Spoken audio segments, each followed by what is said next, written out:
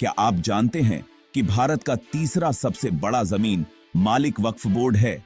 एक ऐसी संस्था जिसके पास इतनी ताकत है कि न तो सरकार और न ही जिला अदालत उस पर कोई कार्रवाई कर सकती है।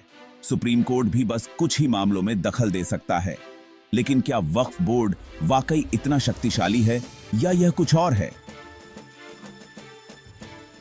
आइए आज जानते हैं वक्फ बोर्ड का असली चेहरा। वक्फ बोर्ड की स्थापना ब्रिटिश काल में 1923 में वक्फ एक्ट के तहत की गई थी। हालांकि वक्फ का कॉन्सेप्ट इस्लामी नियमों से जुड़ा है जो मुगल शासन से पहले से ही अस्तित्व में था। वक्फ शब्द अरबी भाषा से आया है जिसका मतलब होता है रोक देना या समर्पित करना, और इसका उपयोग धार्मिक और सामाजिक कल्याण के लिए संपत्ति को समर्पित करने में किया जाता है। आज वक्फ बोर्ड के पास पूरे भारत में लाखों एकड़ जमीन है।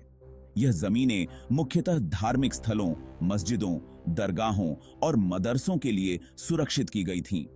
लेकिन विवाद यहीं से शुरू होता है। वक्फ बोर्ड पर यह आरोप लगता है कि वे इन जमीनों का गलत इस्तेमाल करते हैं और इसने कई विवादों को जन्म दिया है।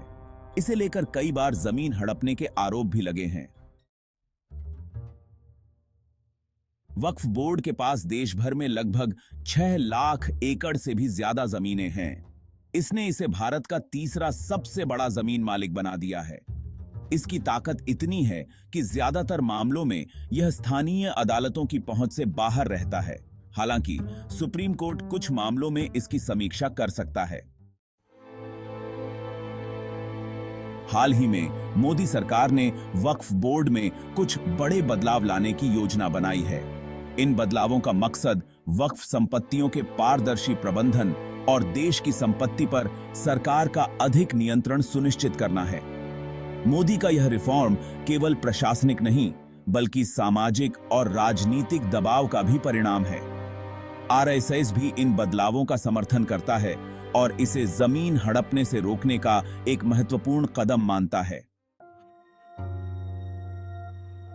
लेकिन सवाल उठता है कि क्या ये बदलाव वाकई वक्फ बोर्ड की समस्याओं को हल कर पाएंगे या यह केवल एक राजनीतिक कदम है?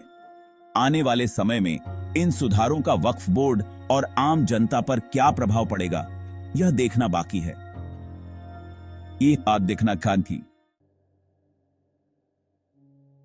अब वक्त आ गया है कि हम इन संस्थाओं की सच्चाई को समझें और जानें कि हमारी जमीनें और संपत्तियां किस तरह से उपयोग की जा रही हैं।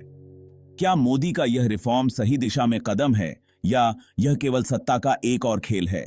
यह आपके विचार पर निर्भर है। अगर आपको इस वीडियो से नई जानकारी मिली हो तो हमारे चैनल को सब्सक्राइब करें, वीडियो को लाइक करें और अपने विचार कमेंट सेक्शन में जरूर बताएं। धन्यवाद।